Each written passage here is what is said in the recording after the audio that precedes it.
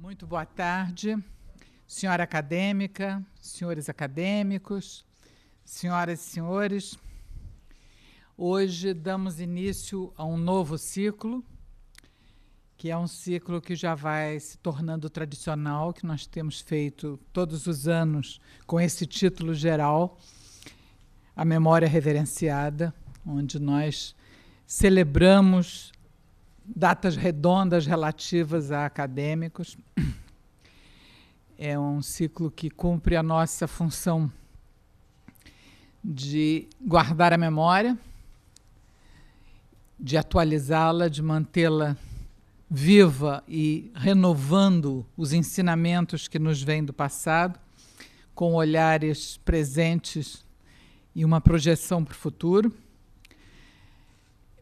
E para coordenar esse ciclo, aqui está o acadêmico Alberto Venâncio Filho, que vai apresentar o conferencista de hoje, acadêmico Ivanildo Bechara, que vai falar sobre Raul Pompeia, para além do Ateneu. Senhora Presidente, senhoras e senhores acadêmicos, ao inaugurar a academia em 20 de julho de 1997, no discurso inaugural, Joaquim Nabuco declarou que as academias, como tantas outras coisas, precisam de antiguidade. Uma nova é como uma religião sem mistérios. Não tendo antiguidade, tivemos de imitá-la. Escolhemos os nossos antepassados, escolhemos os patronos.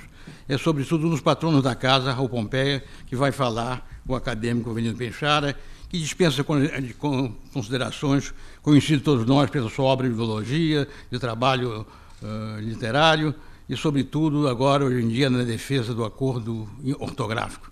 Ele pode mesmo ser chamado o senhor acordo ortográfico, com a defesa incansável que tem feito. Professor de Teologia Românica da Universidade Federal do Rio de Janeiro, professor da Universidade de Colômbia e da Universidade de Coimbra de Colônia, diretor da revista Confluência do Instituto de Língua Portuguesa, diretor da revista literária. A sua gramática já está, eu acho, na 30ª edição, e autor de vários livros em revistas especializadas, é realmente um mestre da filologia. Mas, além de um mestre de filosofia, o acadêmico Ivanildo Bechara é uma pessoa interessada na vida da academia e Raul Pompeia é o patrono da sua cadeira. No seu discurso de posse, ele fez uma análise muito percussiente sobre Raul Pompeia, e certamente hoje nos dará com a análise desse grande acadêmico e escritor. Tem a palavra o acadêmico Ivanildo Bechara. Muito obrigado. Muito obrigado. Senhora Presidente, nosso coordenador, prezados colegas, acadêmicos e acadêmicas, prezado público, é realmente um momento muito feliz falar de uma personalidade como Raul Pompeia, exatamente para mostrar que uma passagem longa pela vida pode não ser tão rica quanto uma passagem breve, como foi a dele, que viveu apenas 32 anos. De modo que, patrono da nossa cadeira, 33, tenho imenso prazer em hoje trazer as duas pontas, até eu chegar a esta academia, as duas pontas que ligam Raul Pompeia a Afrânio Coutinho. Porque exatamente o trabalho incansável de Afrânio Coutinho, publicando, procurando nos jornais, e o nosso Raul Pompeia era um autor muito prolífico. O resultado é que o nosso Afrânio Coutinho reúne 10 volumes, incluindo um pouco do trabalho já publicado, principalmente o Ateneu, e reúne 10 volumes de esparsos do nosso Raul Pompeia.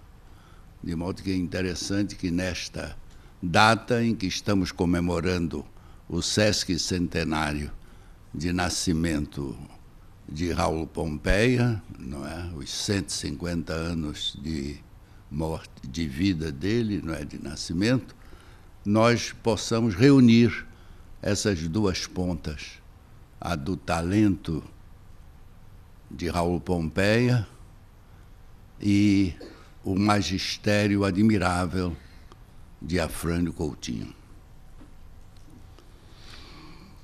A imitação de traços de uma caricatura, Capistrano de Abreu, em artigos publicados na Gazetinha entre fevereiro e março de 1882, apresenta-nos seu amigo, Raul Pompeia. Muito moço, quase menino, menos de 20 anos, apesar das barbas. Temperamento de artista. Desenha com gosto, esculpe sem dificuldade. Em São Paulo, já deitou litografia e até caricatura. Não faz versos, felizmente. Uma vez cometeu uns alexandrinos sem rima, mas o doutor Fialho pressentiu-os e reclamou-os como os seus. Para evitar novos litígios, Pompeia teve o bom senso de quebrar a lira. Gosta de músicas e diz que gosta de música. É falso. Gosta de ver desfilarem grandes ajuntamentos. Dá a vida por uma marche ou flambeau, caminharia 10 léguas a pé para assistir a uma batalha, considera o melhor dia da sua vida o da regata camoniana em Botafogo.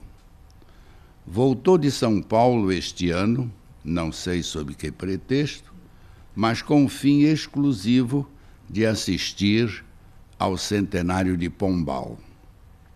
É um espírito ousado, procura sendas não batidas e, às vezes, encontra-as.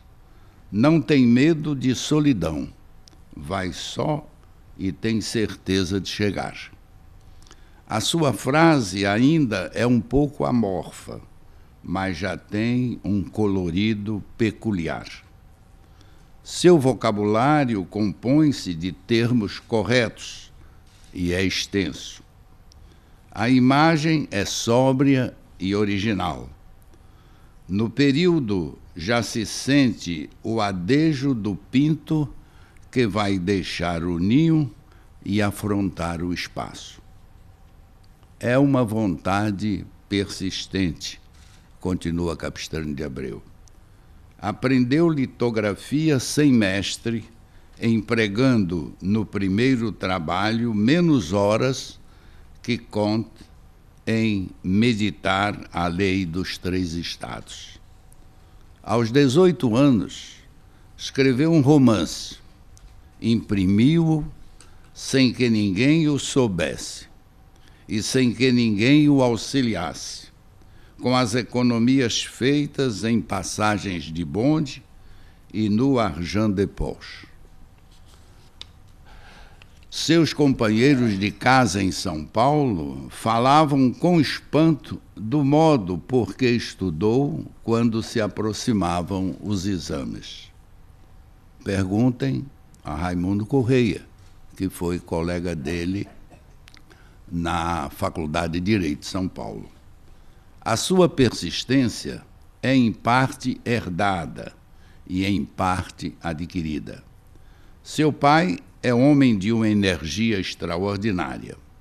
Não provoca, mas não verga, nem cede, nem recua.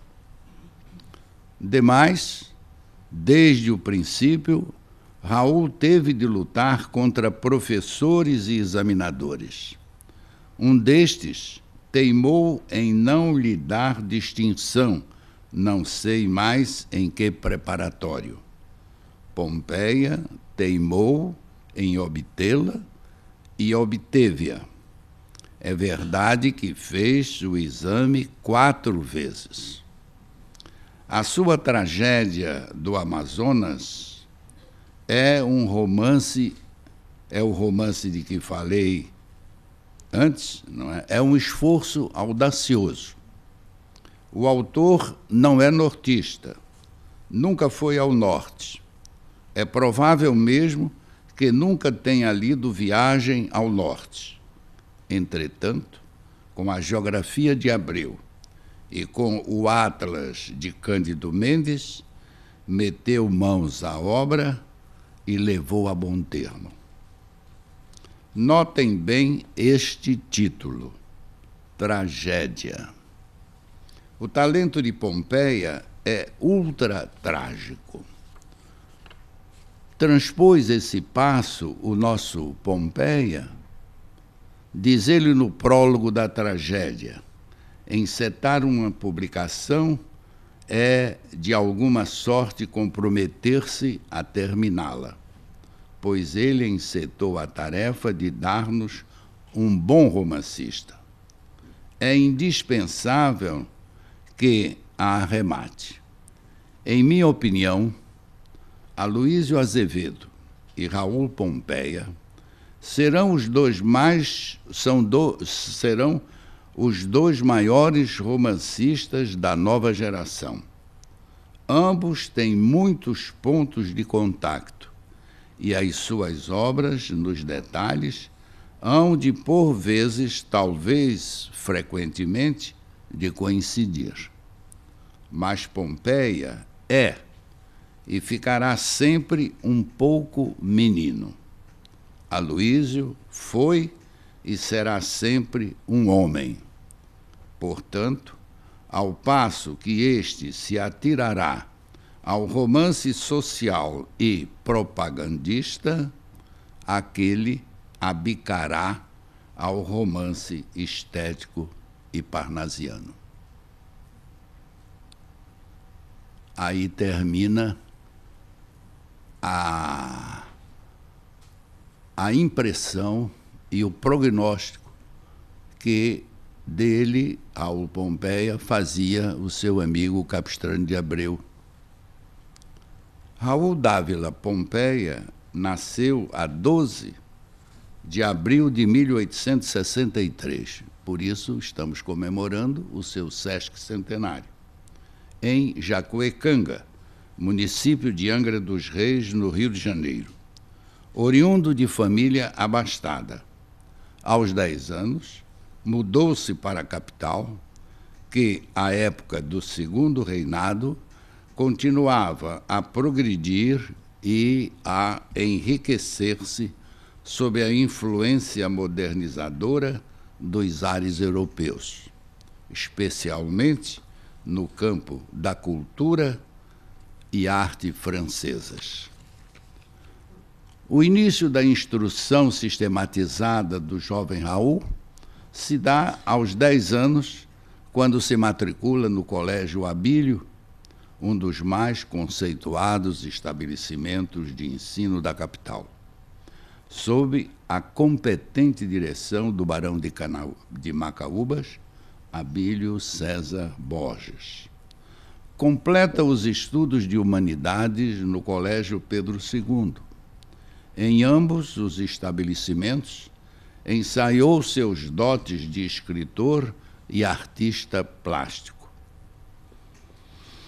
Bom desenhista e caricaturista, com textos e ilustrações no jornal O Archote, do Colégio Abílio. No Pedro II, revelou-se também inflamado orador pela causa da República e da abolição, escrevendo ainda, aos 17 anos, a novela Uma Tragédia no Amazonas, de que já nos falou Capistrano de Abreu. A novela não foge aos padrões de um romantismo esquemático em que já se vislumbravam, todavia, lances de um forte talento para visíveis dotes literários. O futuro viria a confirmar o prognóstico de Capistrano de Abreu, na sondagem da personalidade, da obra e do futuro romancista que desabrocharia de toda essa esperança formulada. Já estudante de Direito na Faculdade do Largo de São Francisco, em São Paulo, a inclinação política em favor da causa da abolição dos escravos ganhou reforço decisivo com o início e estreitamento da amizade com Luiz Gama. Depois da morte desse líder abolicionista, em 1882, chegou nosso escritor a projetar um romance intitulado A Mão de Luiz Gama, que ficou inacabado, a cujo fragmento podemos ter acesso na obra de Afonso Schmidt, O Canudo, Raul Pompeia, em São Paulo, excelente ficção histórica, publicada em 1963. Em 1883, sob a nítida influência de Charles Baudelaire, inicia a elaboração das Canções Sem Metro, poemas em prosa que, segundo o competente crítico Ivan Teixeira, tão cedo roubado ao mundo da literatura, são pequenas dissertações líricas, aproximando-se do que se poderia chamar de alegorias filosóficas, nas quais predomina uma visão pessimista e rebelde do mundo. A saída do aconchego e do amor do lar paterno para a solidão afetiva do internato, numa criança de 10 anos, dotada de alto grau de sensibilidade, como o nosso delicado Raul, deu ensejo ao surgimento de uma atmosfera de rebeldia e pessimismo. Num projeto malogrado de publicação, intitulado Cartas para o Futuro, somente publicadas nas obras completas do nosso Afrânio Coutinho, endereçadas essas cartas à juventude, quiçá a um possível filho, avisando dos perigos do mundo que havia visto, desse mundo sobre o qual dizia ser uma espécie de circo enorme de feras, onde os homens combatem em nome do ventre, cada qual porfia a ver quem vai mais gordo para o túmulo. São declarações que se vinculam às palavras do pai de Sérgio ao encaminhá-lo ao internato do Ateneu. Diz o pai ao filho, que pela primeira vez entra no internato: vais encontrar o mundo, coragem para a luta. Esta rebeldia e visão pessimista de Pompeia parecem estar impregnadas à própria personalidade do autor e não se deve buscar sua explicação à iniciativa paterna de interná-lo no Colégio Abílio, no momento crucial do desenvolvimento psíquico e físico do adolescente, maculando a atmosfera da adolescência colegial. Nesse sentido, Mário de Andrade lembra a diferença desse comportamento filial de Pompeia quando comparada com a revolta de Doudinho contra o velho Zé Paulino, apesar de este contar com a adoração do rapaz. Pompeia idolatrou o pai pela vida fora e não lhe guardou nenhum ressentimento. Frequentava o terceiro ano da Faculdade de Direito de São Paulo, quando se transferiu para do Recife, a fim de livrar-se da perseguição que sofria, motivada pelos seus ideais abolicionistas.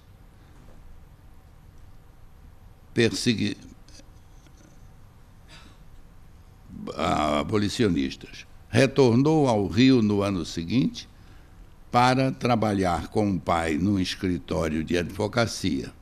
Cedo, porém, certificou-se de que a sua verdadeira vocação eram as letras e a política. No Recife, entrou em contato com as ideias proclamadas pelo positivismo republicano de Silvio Romero e Tobias Barreto, arautos dessa escola. Concluído o curso em 1885, retornou ao Rio. Talvez date dessa época o propósito de encetar a redação de uma obra de ficção, O Ateneu, cujo subtítulo, Crônica de Saudades, explicava o tema de reportar-se a sua experiência de interno revoltado e infeliz no Colégio Abílio. Tratava-se de um relato conscientemente exagerado, com nítida intenção de Pompeia, encarnada no personagem Sérgio, de proceder à punição da figura não só do diretor Aristarco, tomado às avessas a significação etimológica desse nome, mas ainda dos professores e dos colegas, salvando-se apenas as figuras femininas de Dona Ema, esposa do diretor, e da priminha invisível no romance, de quem ele se esquece nesse romance sem explicação. São essas as palavras finais do autor-personagem, depois de ter um incêndio devastador consumido quase todas as instalações do Ateneu. Diz Pompeia: aqui suspendo a crônica das saudades. Saudades verdadeiramente? Puras recordações. Saudades, talvez, se ponderarmos que o triunfo é a ocasião passageira dos fatos, mas, sobretudo, o funeral para sempre das horas. Por essa época, o mundo literário brasileiro experimentava o influxo do naturalismo, com suas páginas escandalosas para um público ainda não afeito a temas de sexo. Uma preocupação também com o problema social do trabalho. Um ano antes da publicação em jornal e em seguida no livro O Ateneu, Aloysio de Azevedo publica em 1887 O Homem que relata a observação minuciosa e científica da evolução dos desejos sexuais de uma ninfomaníaca. No ano seguinte, é a vez de A Carne, de Júlio Ribeiro, escandalizar os leitores com o tema sexual da mesma escola naturalista. Ao vir à luz o Ateneu, em 1888, Raul Pompeia tinha 25 anos. A obra consagraria o autor como um dos maiores artistas da literatura brasileira. José Veríssimo e, mais tarde, Mário de Andrade enquadraram o Ateneu como obra que se organiza sob a égide desse mesmo naturalismo. Mais próximo de melhor enquadramento desta obra ficcional de Pompeia, andou Araripe Júnior, lembrado por Ivan Teixeira, que o aproximou do esteticismo pré-rafaelista, sem evitar os contactos com a poética cultural do seu tempo, em que vingavam os modelos do realismo, do naturalismo, do parnasianismo, do simbolismo e do impressionismo.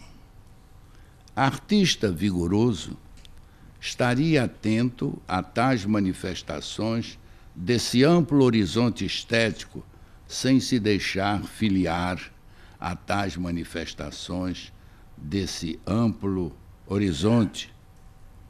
Neste sentido, vale a pena lembrar suas considerações, as de Raul Pompeia, suas considerações expostas nos pensamentos diversos do seu caderno de notas íntimas, também numa publicação das obras completas do nosso Afrânio Coutinho.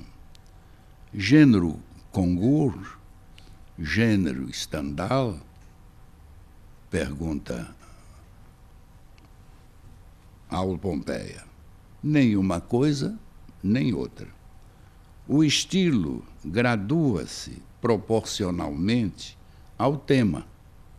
Estilo representativo de uma ideia, estilo representativo de uma sensação. Desenho e tinta.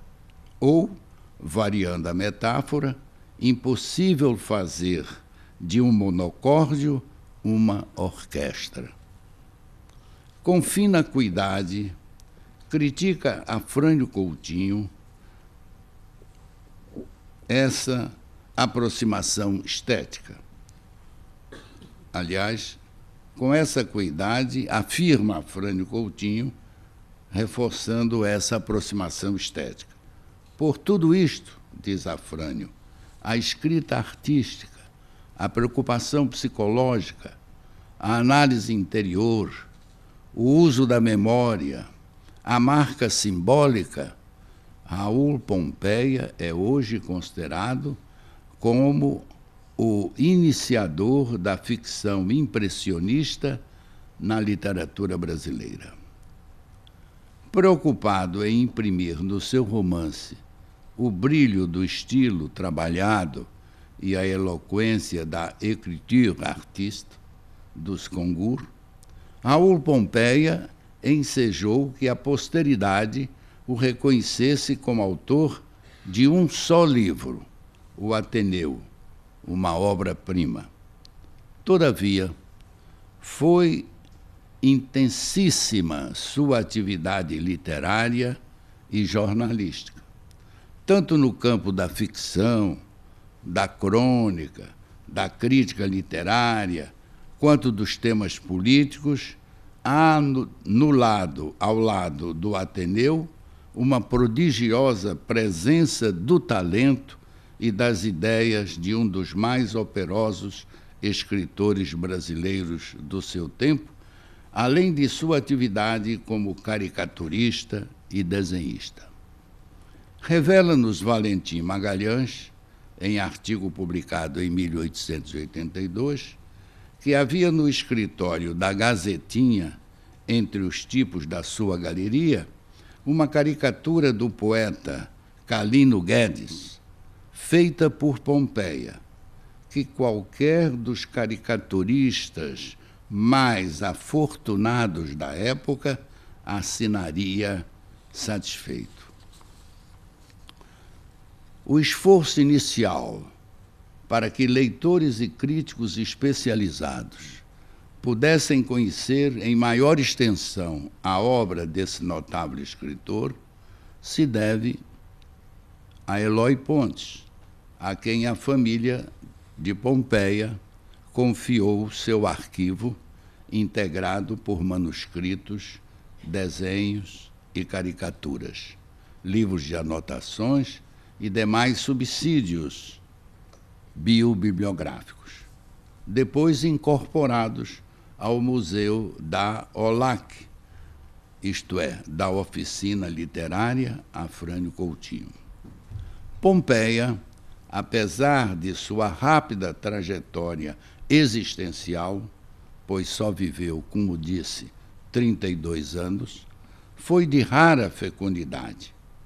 Coube ao nosso saudoso acadêmico Afrânio Coutinho, ao lado de Eduardo de Faria Coutinho com a sua equipe de colaboradores, reunir o que pôde coletar, o que estava disperso nos jornais da época, editados no Rio de Janeiro, São Paulo, Juiz de Fora e Recife. Dessa pesquisa, resultou a publicação das obras completas em 10 volumes, distribuídos por assuntos e em cada bloco distribuídos por ordem cronológica. Novelas, O Ateneu, contos e novelas curtas, canções sem metro, crônicas, crítica, escritos políticos, miscelânea e fotobiografia. Neste vasto cenário, os autores e os pesquisadores da literatura, da arte, da política, da vida mundana do Brasil encontrarão um subsídio extraordinário para as suas pesquisas e para o conhecimento mais completo do que se passava no Rio de Janeiro da época.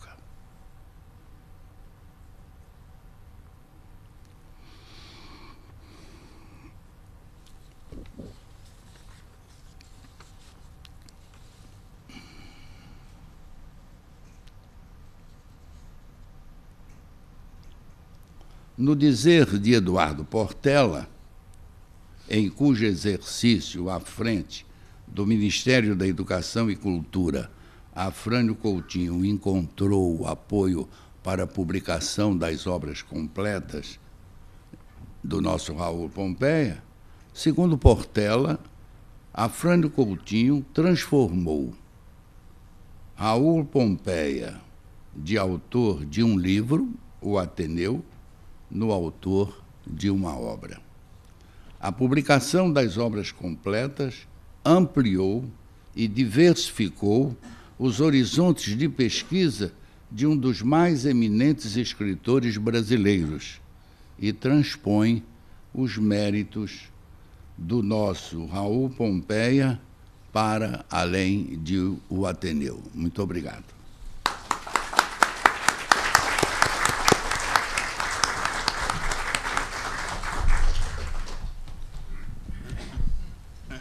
Minhas senhoras e meus senhores, antes de tentar falar sobre essa primorosa conferência de Evanil Peixoto, eu procurei saber o que devia ser o coordenador de uma conferência. A palavra é de um latim medieval, e tanto no latim medieval como nos léxicos de Aurélio e Weiss, se diz que deve dispor, coordenar, deve dispor segundo uma certa ordem. De modo que, ao meu ver, não cabe ao coordenador fazer uma conferência paralela, nem resumir a conferência do conferencista, quando é uma conferência primorosa, como ele fez Evaldo Pochelli. De modo que, só para dizer que eu quero, para mim, participar dessa festa, que apreciei as referências que Evanildo Beixara fez sobre Afrânio Coutinho, que realmente foi um grande batalhador pela cultura brasileira, uma obra notável. Eu cito apenas a coordenação da história literária brasileira, e o que ele fez com Raul Pompeia, ele fez igualmente com João Ribeiro. E da conferência, então, de Evangelho Benchara, eu queria acentuar 2 pontos apenas, que realmente ele deixa uma obra grande, mas escreveu o Ateneu aos 25 anos e morreu aos 33 anos, uma tragédia terrível. Eu perguntaria o que seria a obra de Raul Pompeia se ele tivesse tido uma vida mais longa e pudesse ter produzido muito mais do que realmente ele produziu. E deixo uma questão que me preocupa há muito tempo. O Aristarco do Ateneu é o retrato do Barão de Macaúbas, Abílio César Borges, que foi um grande educador. Ele foi diretor na Bahia do Colégio Baiano, no qual foi aluno Rui Barbosa, e depois de algumas aulas ele chamou o pai de Rui Barbosa e disse assim: esse menino já sabe tudo que eu poderia ensinar. Carneiro Ribeiro era professor do ginásio baiano. E aqui no Rio ele criou o ginásio Abílio, que também era considerado os melhores colégios do Rio de Janeiro naquela época, aqueles bons colégios secundários da época. Eu pergunto, o retrato que o Pompeia põe no Ateneu sobre Aristarco é uma realidade que ele presenciou e, portanto, essa impressão que se tem sobre as qualidades dele, educador, ou realmente ele se deixou levar por uma razão pessoal para fazer o retrato tão penoso do Barão de Macaúbas. Mas isso vai ficar para a próxima conferência que Vossa Excelência vai fazer. E, felicitando pelo primor e o brilho da conferência, eu passo a palavra à presidente. Muito obrigada. Obrigada, inclusive, por lançar esse tema instigante ao pensamento de todos e as novas reflexões. Nós vamos ter depois, mais adiante, uma mesa redonda no Petit Trianon sobre Raul Pompeia, com vários participantes, então esse assunto pode voltar. Na verdade, a relação entre a realidade objetiva e a visão subjetiva que um autor tem, elas não precisam coincidir em termos de identificação absoluta, nem exatidões, etc. O Aristarco está transfigurado pela visão do Pompeia, da mesma forma que o Colégio Abílio, que hoje está lá ainda, né, com outro nome, tudo na Rua Ipiranga, o prédio continua lá, pode ser visitado, inclusive. Também essa permanência com transformações vai se dando ao longo do tempo. Eu queria só acrescentar, já que o nosso confrade Alberto Venâncio falou em participar de uma festa, eu sou muito festeira, eu não resisto em participar dessa também. Então, eu queria falar num aspecto que sempre me chamou a atenção em Raul Pompeia, é que é difícil ler Raul Pompeia, ele tem uma linguagem com um léxico apurado, rico, que ele explora bem, com construções sintáticas nem sempre muito fáceis. E, no entanto, mesmo hoje, os jovens que passam por essa barreira não é que gostem de Pompeia, se apaixonam, têm entusiasmos. Eu acho uma coisa impressionante a ressonância que ele encontra no leitor jovem depois de ultrapassar dessa barreira, que às vezes é muito difícil, porque nós estamos nos afastando muito da linguagem mais castiça. Há pouquinho, quando nós estávamos ali, o Rouanet defendia a ideia de que é muito importante a norma culta na gramática, porque ela representa um cânone, e por isso ela é revolucionária, porque sem haver contra o que se revoltar, como é que a revolução vai se fazer, né? Então ela desempenha um papel que é muito dialético isso, e acho que o Raul Pompeia, fazendo parte do cânone, tem esse lado também. Mas eu queria dar 2 exemplos dessa paixão por Raul Pompeia por parte dos jovens, que me impressionam muito. Um foi mais ou menos há uns 20 anos, foi uma montagem teatral dirigida pelo Carlos Wilson Silveira, com acho que uns 30 atores jovens, muito jovens, adolescentes começando, que se apaixonaram por o Ateneu de uma maneira e o montaram de escola em escola, fora de um circuito comercial, visitando colégios, com essa peça em cartaz durante mais de um ano. E isso foi um ato de paixão pelo teatro e por Raul Pompeia. Se nós olharmos o elenco que era desse grupo. Hoje vários estão aí, de Marcelo Serrado a Henrique Dias, quer dizer, atores consagrados de muito sucesso ou diretores de muito sucesso de teatro, de cinema e de televisão, e que se viram despertar por esse amor ao Ateneu. E o outro exemplo, que é bem mais recente, porque é deste ano e do ano passado, é uma edição que eu recomendo muito, da editora Ática, uma edição em quadrinhos do Ateneu, quadrinhos coloridos, toda ilustração, roteiro e todo é feito por um mesmo artista, e ele é muito respeitoso com o original.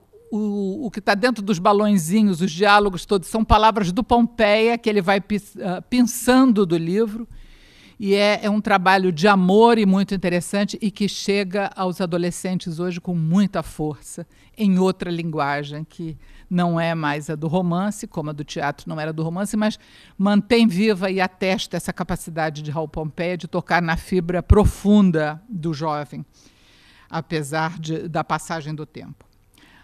Bom, dito isso, como participação na festa, eu queria convidar todos para os próximos eventos aqui. Teremos na próxima terça-feira, dia 9, sempre nesse horário, 17h30, continua o ciclo da Memória Reverenciada, coordenado pelo acadêmico Alberto Venâncio Filho. A conferencista será Lúcia Maria Pascoal Guimarães e vai falar sobre Rodolfo Garcia. E, antes disso, na quarta-feira, dia 3, vamos ter na Galeria Manuel Bandeira a abertura da exposição Mudejar de Toledo, uma arte para as 3 religiões abrâmicas, e que deve ser muito bonita.